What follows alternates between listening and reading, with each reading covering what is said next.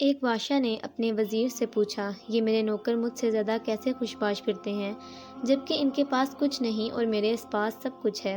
وزیر نے کہا، بادشاہ سلامت، اپنے کسی خادم پر قانون نمبر 99 کا استعمال کر کے دیکھیے۔ بادشاہ نے پوچھا، اچھا، یہ قانون نمبر 99 کیا ہوتا ہے؟ وزیر نے کہا، بادشاہ سلامت، ایک صراحی میں 99 درہم ڈال کر صراحی پر لکھیے، اس میں تمہارے لیے 100 درہم ہدیہ ہے۔ رات کو کسی خادم کے گھر دروازے کے سامنے رکھ کر دروازہ کھٹکھٹا کر ادھر ادھر چھپ جائیں اور تماشا دیکھ لیجیے گا۔ بادشاہ نے یہ تجربہ کرنے کا فیصلہ کیا اور جیسے ہی وزیر نے سمجھایا تھا ویسے ہی کیا۔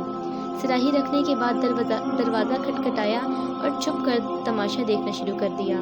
دستک سن کر اندر سے خادم نکلا، صراحی اٹھائی اور گھر چلا گیا۔ درہم گنے تو 99 نکلے جبکہ صراحی پر لکھا 100 درہم تھا۔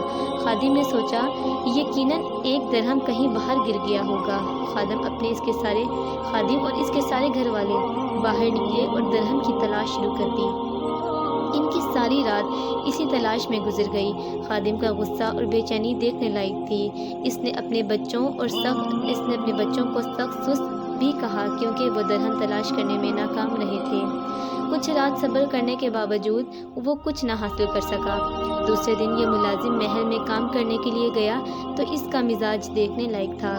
آنکھوں میں غصہ، کام سے جھنجھلاہٹ، شکل پہ افسردگی عیاں تھی۔ بادشاہ سمجھ چکا تھا کہ 99 کا قانون کیا ہوتا ہے۔ اسی طرح ہماری زندگی میں بھی یہی سب کچھ چل رہا ہے۔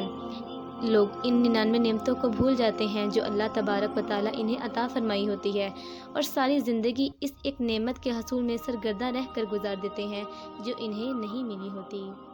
یا اللہ، آپ ہمیں اپنا شکر گزار بندہ بنا دیجیے۔ آمین۔